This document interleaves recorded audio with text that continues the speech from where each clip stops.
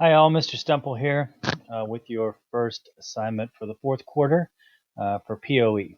And today we're going to talk about tensile testing, and you're going to get a chance to do some tensile testing online.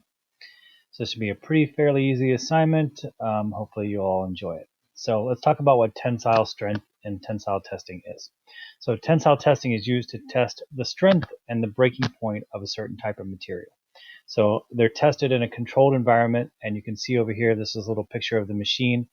As you watch the videos, you'll see the machines in action, which are kind of interesting to watch.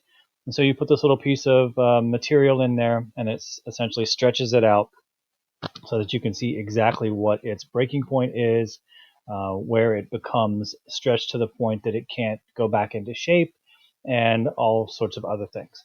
So there's a graph that's produced by the tensile tester, and from that graph you can detect specific parts of the graph, and you can see specific properties of the material. And that's important because when we're building things out of these materials, we want to know when they're going to break. And tensile strength and all that stuff is different based on the type of material, based on the size of the material, et cetera, et cetera. So we want to make sure that we understand all that. So the material is tested in a controlled environment, and you can use different sizes and different compositions can be tested in the same environment to see how those parameters are affected. So moving on, I'd like you to watch at least these two videos. There's plenty of them up on YouTube. You can see tensile test videos for days if you want, but I have two linked here, and they're also linked in the assignment that I want you to watch. You can watch these machines in action and actually watch the graph being created with the tensile testing machine.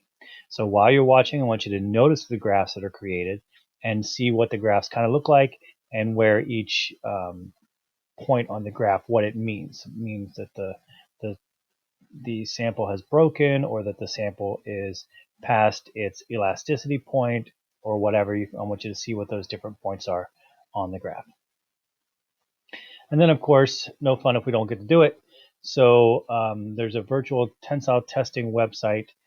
It's linked right here. I'm also going to link it in Canvas, and it'll give you the opportunity to do a virtual tensile test online and to watch the graph being created based on the sample that you select. So as you select your sample, after you select your sample, I want you to run the tester and watch the graph get created, and then you can blow the graph up so you can see it in a lot more detail, and you're able to pick off different forces and different parts on the graph so you can see where the different things are on the graph. Those of you that did the quiz recently, the tensile testing quiz, some of this stuff will be familiar to you. Those of you that didn't, you might want to go back and have a look at that. Actually, it's probably not going to be up anymore, so I'll put another quiz up, but it'll be probably similar to that one. All right, that's it for this lesson. Good luck, watch the videos, and join my conference call if you have any questions.